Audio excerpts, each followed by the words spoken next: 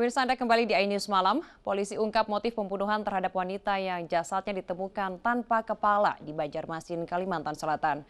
Pelaku kesal karena korban meminta tambahan tarif usai berkencan.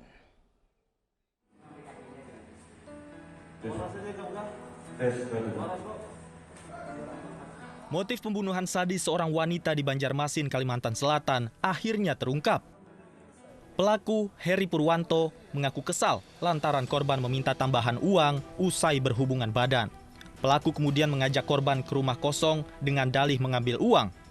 Di tempat itulah pembunuhan terjadi. Ini kecewa tersangka uang sudah habis, maka diajak ke rumah di Jalan Belitung Darat, gang keluarga, yaitu di RT 07, RT 01, di rumah kosong. Kemudian terus korban suruh mengambil uang tambah 500 tadi. Pelaku memenggal kepala korban untuk memastikan kematian korban. Kalau nggak putus nggak mati. Cuman pakai pisau kecil itu aja dipotong. Itu aja. Iya, cuma ikannya aja. Lama nggak, Mas? Dilakukan sendiri atau dibantu teman? Sendiri tunggal. Kamu mabuk ya waktu itu? Sehat. Sebelumnya, warga Jalan Belitung Darat, Banjarmasin, Kalimantan Selatan digegerkan dengan penemuan mayat wanita tanpa kepala. Jasad perempuan ini ditemukan dalam kondisi tanpa busana. Pada tubuh korban ditemukan luka bakar di bagian lengan dan dada. Kepala korban ditemukan beberapa meter dari jasadnya. Polisi berhasil menangkap pelaku saat akan kabur keluar kota. Pelaku dijerat pasal 338 ayat 3 KUHP dengan ancaman pidana 15 tahun penjara. Dari Banjarmasin, Kalimantan Selatan, Suhardian, iNews melaporkan. Pemirsa, 7 dari 8 pemerkosa seorang anak di Kabupaten Bombana, Sulawesi Tenggara ditangkap polisi. Kasus tersebut terungkap saat korban bercerita kepada sang ayah.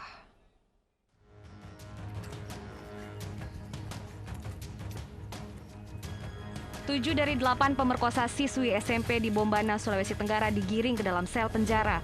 Peristiwa ini terungkap setelah korban menceritakan kejadian yang menimpanya kepada sang ayah.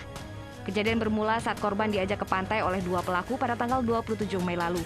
Kedua pelaku kemudian memperkosa korban dan diikuti oleh 6 pelaku lainnya. Keesokan harinya, pelaku menurunkan korban di sekitar rumahnya. Telah terjadi tindak pidana pencabulan terhadap anak di bawah umur yang dilakukan oleh tersangka atau pelaku 8 orang. Korban berinisial R. Kemudian pelakunya berhasil kami amankan sebanyak 7 orang, jadi 1 orang masih dalam pengejaran. Atas perbuatannya, seluruh pelaku diancam hukuman 15 tahun penjara. Dari Bombana, Sulawesi Tenggara, Sudirman, iNews melaporkan. Pemirsa, 11 saksi telah diperiksa terkait dengan kekerasan seksual, fisik hingga verbal yang dialami puluhan siswa di salah satu sekolah di Malang, Jawa Timur. Para korban akan divisum sebagai alat bukti tambahan.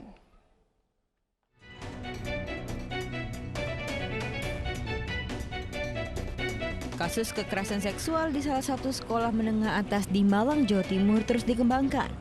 Polisi telah memeriksa 4 saksi tambahan sehingga totalnya sudah 11 saksi. Selain itu, pihaknya juga membuka posko pengaduan untuk mencari kemungkinan adanya korban lainnya. Jadi sudah kami lakukan pemeriksaan, semuanya ada 11. Kemudian selain kami membentuk nomor hotline yang sudah kami sebar, kami juga membentuk posko di Polres Malang, yang nantinya kami bekerja sama dengan KPAI untuk menelusuri adanya dugaan korban-korban yang lain. Sebelumnya, Komnas Perlindungan Anak Kota Surabaya melaporkan lebih dari 40 siswa jadi korban kekerasan seksual, fisik dan verbal yang dilakukan oleh pemilik sekolah.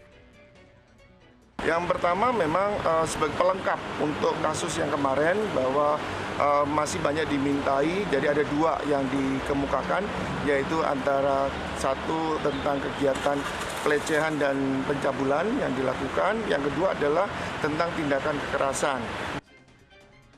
KPAI menemukan kekerasan terjadi sejak 2009 hingga ditemukan kasus pada 2020 lalu. Bahkan alumni sekolah juga jadi korban kekerasan pendiri sekolah.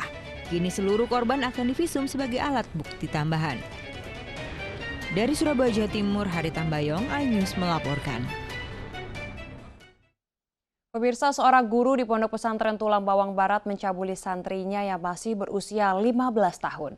Pelaku yang baru menikah 2 bulan ini berdalih hubungan dengan siswinya dilakukan atas dasar suka sama suka.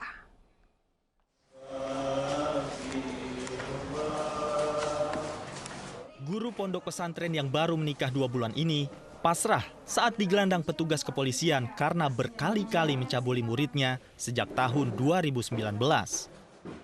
Pelaku mencabuli muridnya yang masih berusia 15 tahun dengan modus menjadikannya pacar. Pencabulan terjadi di sekitar pondok pesantren di Tulang Bawang Barat, Lampung, saat korban masih bersekolah di sana. Pelaku berdalih perbuatan cabulnya didasari atas dasar suka sama suka. Cabulin ya? Ya, Pak. Kamu kerjanya apa? Ngajar, Pak. Ngajar di pesantren? Pesantren, kamu jadi guru pesantren? Iya, Pak. Kamu nyabulin muridnya? Iya, Pak. Berapa kali? Berkali-kali, Pak. Awalnya saya suka kepada anak tersebut, kemudian anak tersebut juga menerima. Kemudian setelah itu, yang tadi, Pak. Pencabulan yang telah berulang selama 3 tahun tersebut terungkap karena laporan korban. Dewan Guru bersama orang tua korban langsung melapor ke polisi. Tersangka ini didapatkan informasi oleh Dewan Guru. Dewan Guru itu melakukan sidang terhadap tersangka tersebut dan tersangka itu mengakui.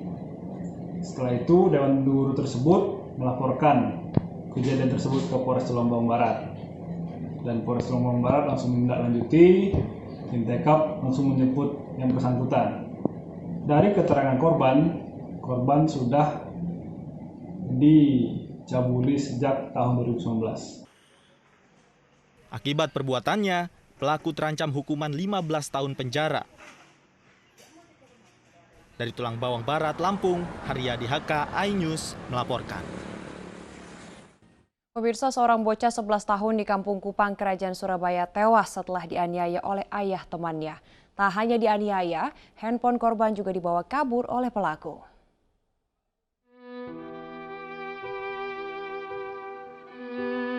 Bocah laki-laki 11 tahun warga Kupang Kerajaan 4 Surabaya ditemukan kritis bersimbah darah di sebuah kamar indekos dekat rumahnya.